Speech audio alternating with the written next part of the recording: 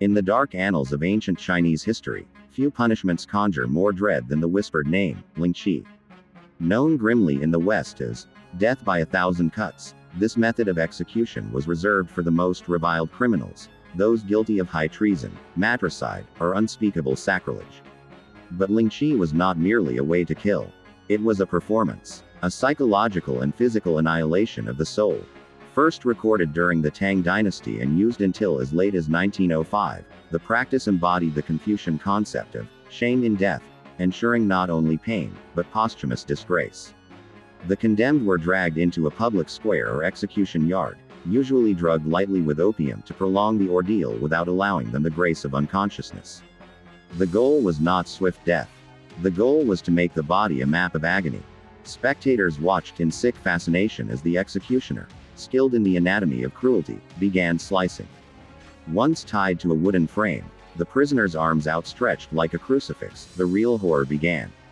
The executioner would first slice the flesh from the chest or thighs, soft tissue areas meant to bleed but not kill. Then came the slow peeling of the skin from the arms, the carving of strips of flesh from the legs, and, eventually, the dismemberment of the ears, nose, and even eyelids. Each movement was practiced, elegant in its monstrosity, turning the human body into a grotesque display of punishment. But the worst was saved for last. As family members wept, or enemies cheered, the condemned would be brought close to death. Then, a final cut through the heart or neck would end the suffering. The crowd would erupt, some vomiting, some cheering, and others haunted into silence. For many, the ritual was not just justice, it was a performance of power. A lesson in fear. Perhaps the most infamous real case of Lingchi was the execution of Fù Zhì, a military commander accused of murdering his own father and plotting against the Qing emperor in the early 20th century. His execution was documented in shocking photographs that still circulate in dark corners of the internet today. As he was bound and stretched on the execution post, hundreds watched in horrified awe. The process lasted 20 minutes, and over 200 cuts were made. A French missionary who witnessed the event later wrote that Fù Zhì screamed until his vocal cords collapsed. The pain broke his mind before his body.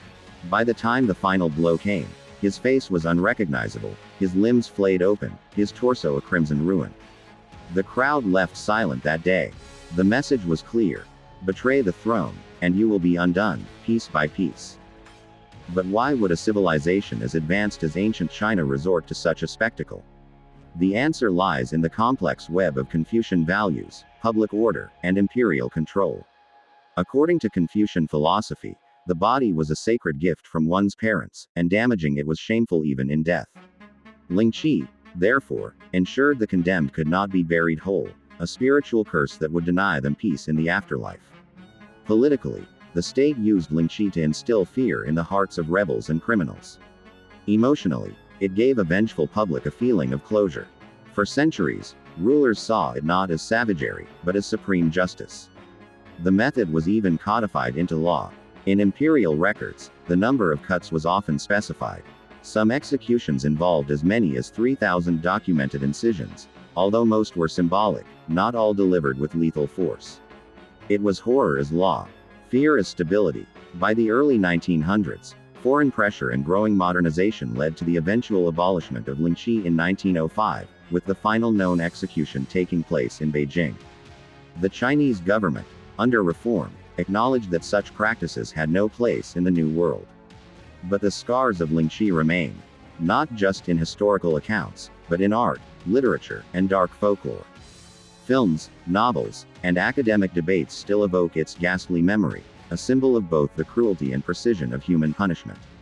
Today, when people speak of death by 1,000 cuts, metaphorically, they rarely know that it was once horrifyingly real. A ritual of pain so precise, so orchestrated, that it took the art of execution to its most terrifying extreme.